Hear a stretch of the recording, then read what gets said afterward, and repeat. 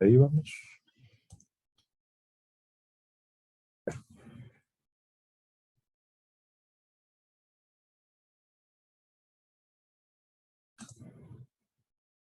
Ya. Ajá, como estaba diciendo, a ver dónde quedamos. Ajá.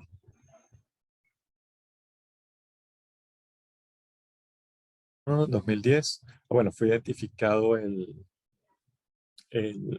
la molécula efectora, que es la endonucleasa Cas9. Sí, fue acá en el 2005.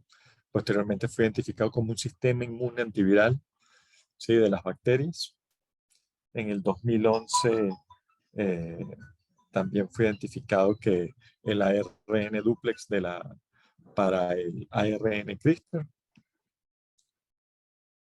Ajá. A ver, 2013. Ajá, en el 2013 se logró hacer la edición de genes en células de mamíferos, muy importante. Y en el 2017 se hicieron los primeros ensayos clínicos en China contra el HIV.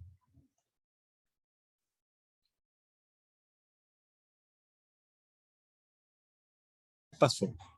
Para ver, esta fue, ya disculpen un momento, vamos a ver aquí atrás, acá. ¿Sí? ¿Qué pasó con estos pacientes del HIV? ¿Qué ha pasado?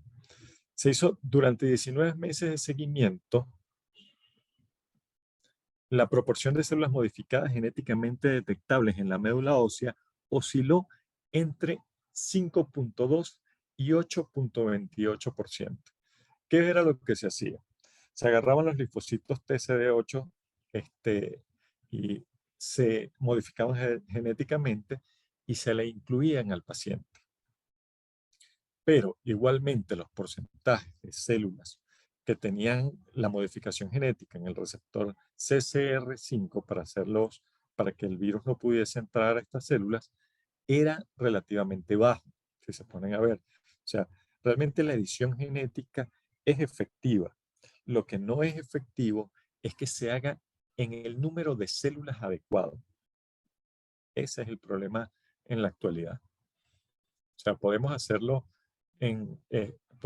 modificación genética, pero los sistemas de entrega, sobre todo in vivo, es lo que está haciendo más difícil. Una cosa es tú sacar las células y modificarlas ex vivo, fuera del cuerpo del paciente, y otra cosa, y también, inclusive el porcentaje no va a ser total de las células que logran tener la modificación genética, ¿sí? Pero oscilaba en promedio en 2,28% cuando se sacaban muestras de sangre periférica, cuál era la cantidad de células que estaban modificadas genéticamente y que por lo tanto eran inmunes al virus.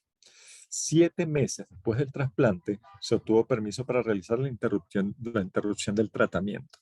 Al realizar la interrupción del tratamiento, se dieron cuenta que estaba más o menos en 2,96%.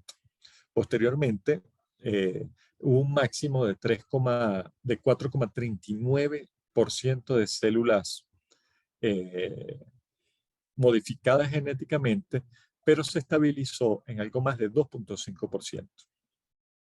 Posterior a ello, hubo un rebote de la carga viral y requirieron nuevamente el tratamiento de los pacientes. Entonces, bueno, no podemos hablar de que hay una cura del HIV en sí, pero hay ciertos progresos. Pues. Lo que se necesita es lograr llegar a una mayor cantidad de células para ser modificadas. Dicen los investigadores, para aclarar aún más el efecto anti-HIV de las células madre progenitoras hematopoyéticas, con ablación del CCR5, será esencial aumentar la eficiencia de edición de genes en nuestro sistema CRISPR y mejorar el protocolo de trasplante. ¿Sí? No todas las células son modificadas a pesar de que sea ex vivo, y también el traspaso de las células desde el exterior al interior de los pacientes presenta problemas. ¿sí? Esos son los retos. O sea, se logra modificar las células y las células modificadas realmente son inmunes al virus. Pero no se logra modificar todas las células se les hace el tratamiento ex vivo. Para eso hay nuevos avances, ¿no? Hay una de las cosas de los retos también que hubo era eh, los efectos y los cortes o las modificaciones fuera de objetivo. Cuando se hace una terapia génica es necesario secuenciar, lo ideal sería secuenciar el genoma del individuo y ver a qué zonas podría unirse el ARN diseñado. En el 2001, cuando comenzó el proyecto Genoma Humano, secuenciar el genoma de un ser humano costaba millones de dólares, millones y millones de dólares. Actualmente es muchísimo, muchísimo más económico, puede costar algo así como unos $2.500. Sí, es bastante accesible en ese sentido. Y tratar de confrontar, ¿sí? Si el ARN que está siendo diseñado solo se una al gen que se desea eliminar, que se desea modificar. ¿Por qué? Porque si no puedes hacer modificaciones fuera de objetivo con consecuencias realmente inesperadas. ¿Qué pasa? Había un problema que era una adaptación evolutiva de las moléculas Cas9 o de las moléculas utilizadas, porque los sistemas Cas, sobre todo los sistemas Cas tipo 2, son los que se han utilizado porque son una sola molécula. Y bueno, este sistema tenía algo así como un dedo molecular, que cuando no había una coincidencia total, pero que había una coincidencia parcial, literalmente empujaba el ARN guía para que coincidiera en la unión, a pesar de que no coincidían totalmente las pares de bases y se realizaba el corte. Resulta que ya los investigadores se dieron cuenta de este sistema y eliminaron este dedo molecular y por lo tanto, pues ahí se disminuyó muchísimo los cortes fuera de objetivo, que era un gran problema que existía para lograr aplicaciones clínicas. Actualmente por lo menos no existe, o sea, el nivel de corte fuera de objetivo es bajo. Pero existen otros problemas que no conocemos muy bien, las interacciones intermoleculares. Por ejemplo, las interacciones proteína-proteína, ¿sí? Las interacciones entre los factores de transcripción. Me descargué hace un tiempo una base de datos de factores de transcripción y los factores de transcripción eran algo así como 3.000 factores de transcripción y ellos son, yo tratando de confrontarlos con el ADN y son altamente inespecíficos. O sea, es como, existen otras, antes de los sistemas CRISPR, habían otros sistemas de edición genética que también se siguen utilizando actualmente porque hay mejoras en ellos, como por ejemplo los sistemas TALEN o los sistemas de dedos de zinc. Estos sistemas servían para identificar una secuencia de ADN en particular. Eran específicos, pero podrían ser un poco inespecíficos. Los factores de transcripción son altamente inespecíficos, ¿sí? Son altamente inespecíficos. ¿Y qué pasa? Las interacciones proteína-proteína y mediante otros metabolitos, pueden ser lípidos, pueden ser ácidos nucleicos o cualquier molécula orgánica, biológica, pues no están suficientemente descritos para saber todas las consecuencias que pueden traer estas terapias. Sin embargo, hay casos muy, muy, muy prometedores, ¿sí? Entonces, por ejemplo, esto que dicen los investigadores acá, de que se concluyó en el caso de los niños burbujas, las leucemias eran causadas por otra mutación genética que tenían también los niños, podría haber una interacción con factores de transcripción que permitan la expresión de este gen, ¿sí? Y que generen como consecuencia la aparición de leucemia. Claro, ocurrió en la mitad de los niños. Hay que estar claros también que, bueno, eh, son personas que, bueno, que o es eso o es nada, a veces también es aunque tiene sus riesgos, puede ser que el tratamiento funcione adecuadamente en un buen porcentaje de los pacientes. Entonces, bueno, en este caso, eh, los pacientes adicionales se someten, también es otra sugerencia que hablan los investigadores, que los pacientes adicionales que se someten a un injerto con frecuencias más altas de células madre editadas por CRISPR-Cas9 deberían ser seguidos durante periodos más prolongados para garantizar la seguridad de este enfoque. Entonces, bueno, realmente hasta el momento tampoco es que se ha producido la curación de esta enfermedad, a pesar de que sí tienen células que pueden ser inmunes al virus. Sin embargo, hay casos de pacientes que, bueno, ya han sido reportados. Hubo un caso yo lo dije en la clase anterior, para los que ya estuvieron, un caso de un paciente que era homosexual en los años 70 y él estuvo con diversas parejas, todos fallecieron de HIV, de SIDA, y él, cada vez que se hacía el examen, salía negativo. Y cuando confrontaron sus células a cargas virales altas, muy altas, se dieron cuenta que sus células no eran infectadas por el virus porque el virus no podía entrar a sus células. O sea, si logramos, si se lograse lograr una modificación de las células en una cantidad suficiente, o tal vez a nivel de la línea germinal, pues podría darse que las personas fuesen inmunes al virus del HIV. ¿Sí? Justamente esto fue lo que pensó este investigador, He Jiankui. ¿Sí? ¿Qué hizo él? Él modificó a nivel de, de mórula, al parecer, a unas niñas. Unas niñas hizo la primera modificación genética en humanos a nivel de línea germinal. ¿Qué implica esto? ¿Qué implica esto? Que eso implica que las niñas, pues, la modificación que se hace puede ser transmitida a su descendencia. Eso es lo que éticamente también tiene más problemas y que, por supuesto, evidentemente, no se sabe, no se sabe cuáles van a ser los efectos. ¿Por qué?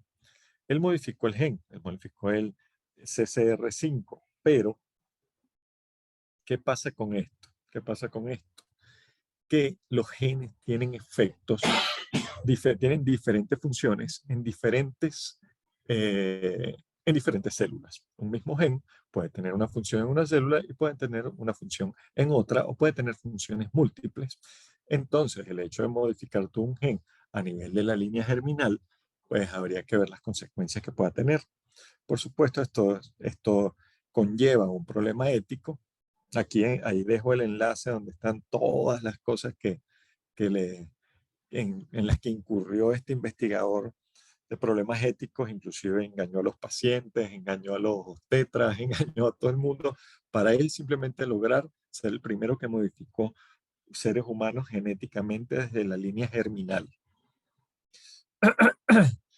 Entonces, este, este investigador pues fue preso, estuvo preso algunos años en China y ya él salió libre. Inclusive él dice que no se arrepiente de lo que hizo, pero bueno, no hay informes hace 3 días justamente, pero bueno, hoy es 13. Hace algunos días, creo que fue el 6, 7 y 9 de este mes, hubo la tercera conferencia de edición genética en humanos. Que esté interesado, yo voy a dejar mi contacto al final de la presentación, pueden tomar un captura y les puedo pasar el link de, de las conferencias, ¿no? Y resulta que no dieron, el primer día fue dedicado a los investigadores chinos, que son, junto a los Estados Unidos, son los que van en la vanguardia en esta parte de terapia génica y modificación del genoma humano en ensayos clínicos. Y bueno, realmente fue un poco desalentador porque realmente no dieron informes sobre cómo estaban las niñas ni qué había pasado, ni qué ha pasado con ellas. En un principio se ha hablado de 2, pero después hubo un reporte, las primeras 2 son gemelas, ¿sí? Y después un reporte de que también había otra niña que había sido modificada con el gen del CCR5, que es el gen a través del cual, el receptor a través del cual entra el virus en los linfocitos TCD8, que ahora está modificado y por lo tanto, pues, en teoría no puede entrar el virus.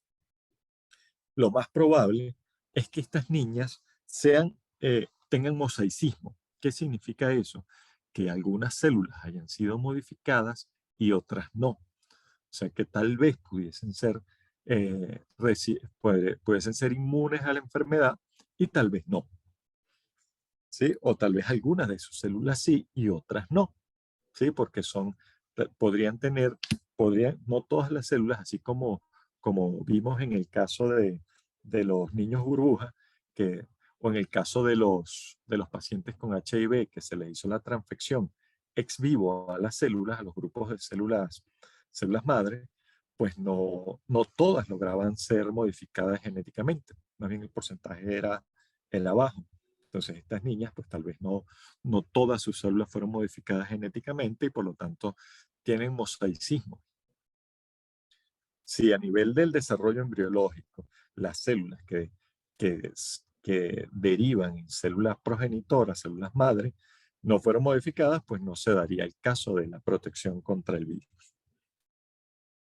Pero si eh, el azar llegó a que las modificaciones genéticas se dieran en células endodermales, ¿sí? Y que llegaran a esto, pues, y que llegaran a estas células, pues, sí se daría la protección contra el virus del HIV. ¿Sí? Entonces, todavía no hay reportes de qué ha pasado con estas niñas. Entonces, como les repito, ahí está el enlace para que ustedes sepan, para el que quiera más detalles de todo lo que aconteció con este investigador y bueno, en todo lo que incurrió erróneamente y por lo tanto tuvo cárcel. ¿Sí? Vamos a ver. Ajá, entonces, los ensayos en el 2018 se han hecho ensayos para inmunoterapia del cáncer.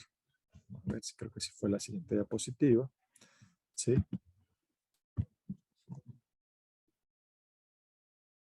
Y para esto utilizan las células CAR-T. Son linfocitos TCD8 modificados.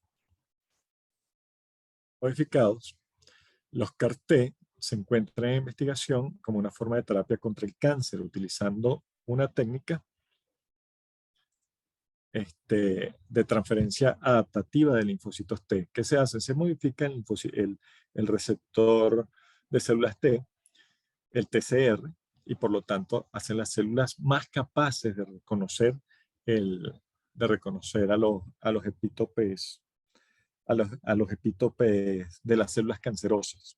¿Qué pasa? Que las células cancerosas también alteran el checkpoint inmunológico. O sea, como que desactivan, tienen moléculas que envían a la porción extracelular y desactivan a las células inmunitarias para que respondan débilmente contra ellas.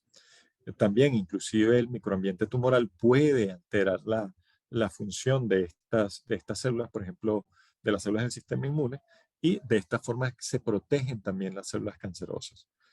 Para ello también estos investigadores, ¿sí?, que fueron los ganadores del Premio Nobel en Fisiología y Medicina del 2018, ellos fueron los que buscaron alterar el checkpoint inmunológico para que estas células respondan más fuertemente ante, ante el cáncer y, bueno, puedan ser efectivas, no solo en la parte de reconocimiento, sino en la parte de liberación de granzima y perforina para destruir células cancerosas.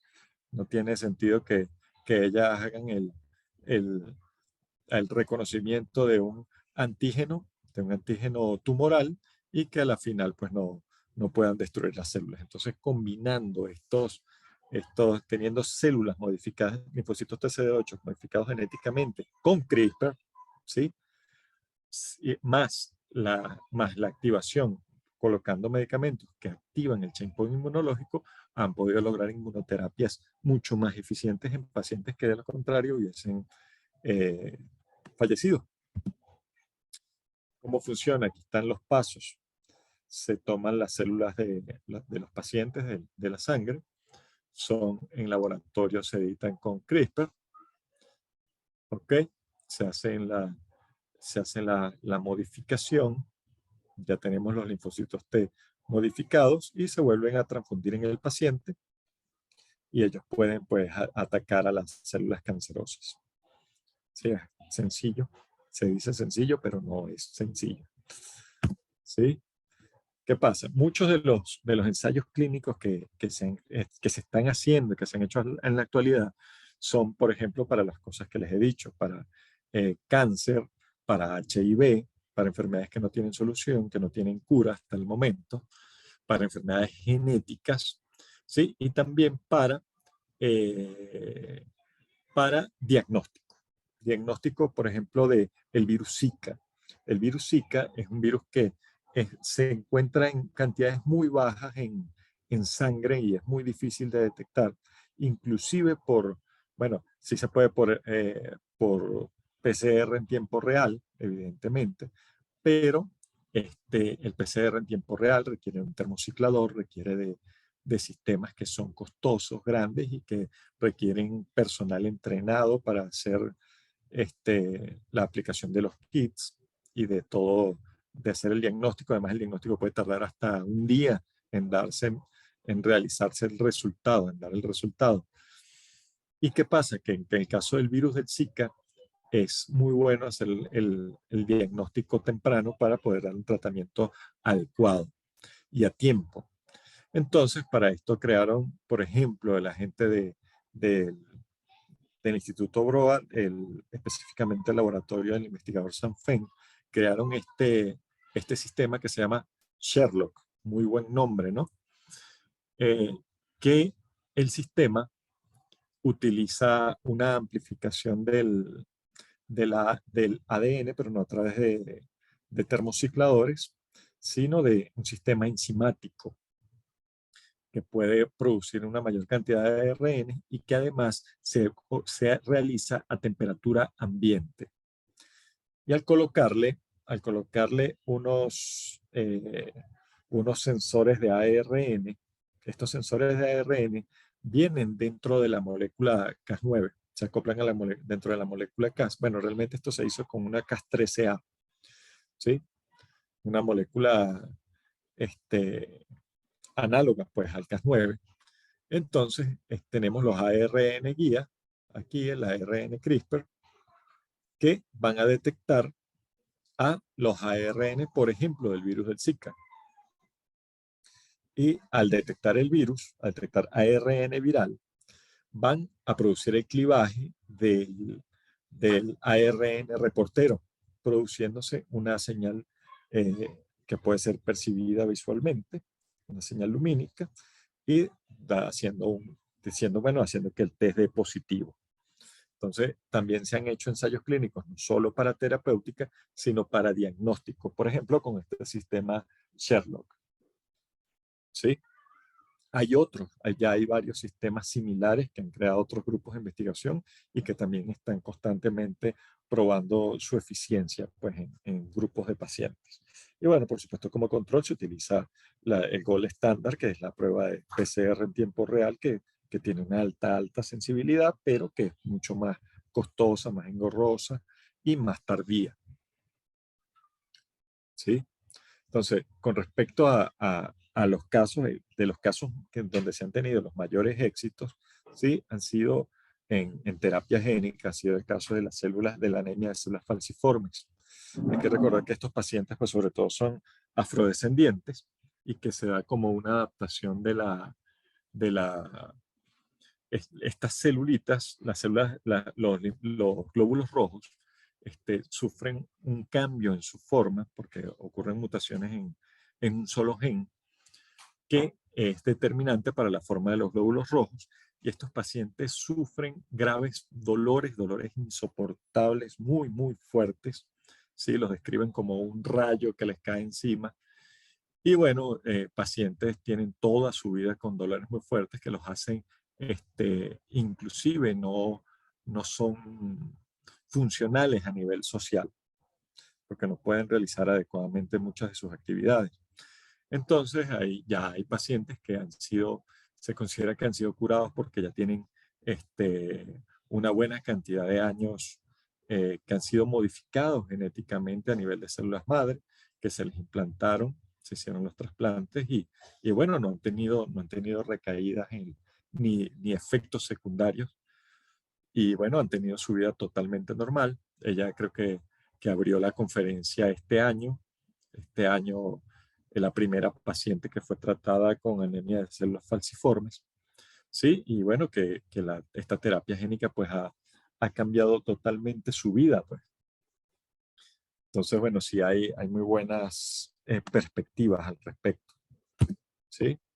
Aquí están, hasta ahora en esta página es donde están los ensayos clínicos. Hasta ahora van 76 ensayos clínicos de terapias génicas, de terapias y de uso de, también para el diagnóstico están incluidas allí. Aquí está el enlace para donde están los 76 ensayos clínicos.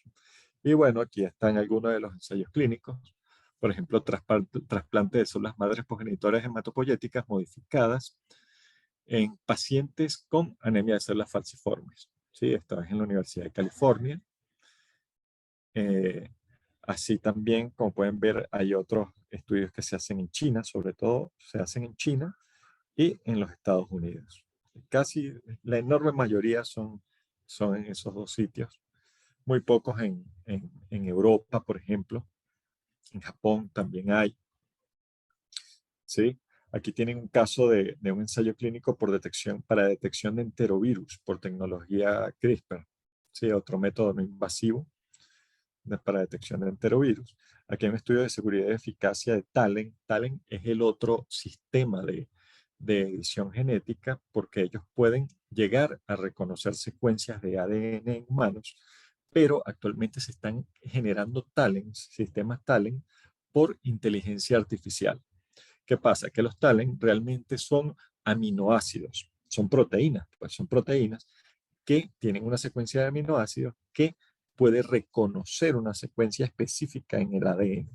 Y se han dado grandes avances en el diseño de talent actualmente gracias a los sistemas de inteligencia artificial, como lo que pasó con el sistema con, con, el, con los sistemas de inteligencia artificial de AlphaFold 2. ¿Sí? Que pueden predecir la estructura 3D de las proteínas. Ahora se está diseñando. No solo es predecir una estructura, sino diseñar una estructura desde cero, de nuevo. ¿Sí? El laboratorio más especializado en esto es el laboratorio de David Baker en la Universidad de Washington. ¿Sí? Ellos actualmente están diseñando ya proteínas de nuevo a partir de software de inteligencia artificial y con muy buenos resultados. Por ejemplo, ellos diseñaron unas 8 péptidos que pueden ser utilizados como fármacos contra SARS-CoV-2 para evitar el COVID y se unen a la proteína, todos tienen muy buena unión a la proteína S o la proteína de espiga o de punta del SARS-CoV-2. Entonces, aquí tenemos, a ver, esta es Cas12a. Esta molécula Cas12 tiene la particularidad de que es mucho más pequeña que la Cas9. Entonces, el hecho de que sea más pequeña es mucho más fácil hacer su introducción en las células de mamíferos. Está esta y está la castita. La castita también es bastante pequeña y eh, fue descubierta también por Jennifer Doudna en un laboratorio que se llama Mammoth. Sí, están haciendo buenas investigaciones al respecto y para hacer ensayos clínicos. A ver, estudio de cánceres gastrointestinales metastásicos con linfocitos infiltrantes en tumores. Ajá. Aquí están modificando con CRISPR el checkpoint inmunológico para atacar cáncer epitelial gastrointestinal, neoplasias gastrointestinales. ¿Sí? Aquí hay otros otros ensayos clínicos. Podemos ver el de, a ver, aquí, están modificando células con el receptor CD, el clúster de diferenciación 34, para tratar a sujetos infectados con HIV y a la vez con neoplasias malignas hematológicas. Sí, así hay una serie de ensayos clínicos que, bueno, que todos pueden revisar en el enlace que les di. ¿Sí? Pero bueno, hay muchas buenas perspectivas. También hay problemas que solucionar. En concreto, que se puedan modificar el número adecuado de células. O sea, que los sistemas de transfección de células de mamíferos deben mejorar. Y también los sistemas de reingreso de las células in vivo, pues dentro de los individuos. No solo eso, sino que lo ideal es hacer la terapia génica in vivo, pero que no afectara líneas germinales para que no se alteren los, los individuos o la descendencia. Porque el hecho de que se altere la descendencia implica que estamos dirigiendo nuestra propia evolución. Y eso puede ser negativo en muchos aspectos porque la tendencia va a ser a que las personas realicen las mismas modificaciones. Y el hecho de que tengamos todos el mismo gen, el mismo alelo de un gen, o sea, la misma forma de un gen, puede ser muy riesgoso. Por ejemplo, en el caso de virus. Por ejemplo, el virus del SARS-CoV-2, que dio la pandemia del COVID, afectaba a algunas personas, habían personas que no las afectaba para nada. ¿Por qué? Porque su forma, su alelo del gen de la proteína, ¿cómo se llama? La proteína de ingreso al virus, digamos, era distinta en unos pacientes, en cada individuo era distinta, y por lo tanto el virus podía entrar en unos y hacer estragos y producir la muerte, y en otros ni siquiera podía entrar. Entonces, el hecho de que tengamos formas diferentes de cada uno de nuestros genes hace una riqueza genética que nos protege como especie de virus y de enfermedades. Entonces, si todas las personas empiezan a hacer terapia génica y esta terapia génica pasa a líneas germinales, trae como consecuencia de que seamos pobres genéticamente y que seamos muy susceptibles a ser todos afectados por enfermedades virales o por efectos que pueden ser difíciles de predecir. Entonces, yo pienso que una de las cosas principales es cuidar esa parte de que no se den alteraciones a nivel de líneas germinales. ¿Sí? Aquí tenemos, evidentemente, para la anemia drepanocítica, siguen haciendo más ensayos. Son muy pocas las personas que pueden ser beneficiadas porque es bastante costoso. ¿Sí? Aquí tenemos una terapia génica para queratitis viral refractaria. ¿Sí? Entonces, bueno, así para la lista sigue aumentando y bueno, hay 76 ensayos en la actualidad.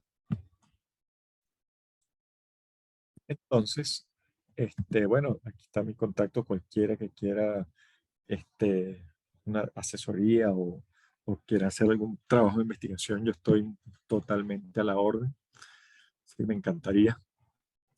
Cualquiera que quiera participar, que tenga alguna pregunta, alguna inquietud, este, puede participarla en este momento. Ok, perfecto. Muchísimas gracias, David. Por favor, si alguien tiene alguna pregunta, pues este es el momento de hacerlo. Así que adelante. Qué tal se porta el video? Muy tímidos. Sí, así parece. No hay problema, muchachos, no hay problema. En otro momento será. Bueno, me despido y cualquier sugerencia, un tema que a ustedes les parezca interesante, por ejemplo, terapias anti-envejecimiento, eso está muy en boga. Está el laboratorio Altos Lab, donde Jeff Bezos invirtió $3.000 millones y mucha gente sigue invirtiendo. Se busca parar el envejecimiento y si es posible revertirlo y hay buenos avances en ello. También podemos escribirlo. Bueno, cualquier sugerencia, estamos a la orden. Me despido y bueno, que estén todos muy bien. Espero les haya gustado.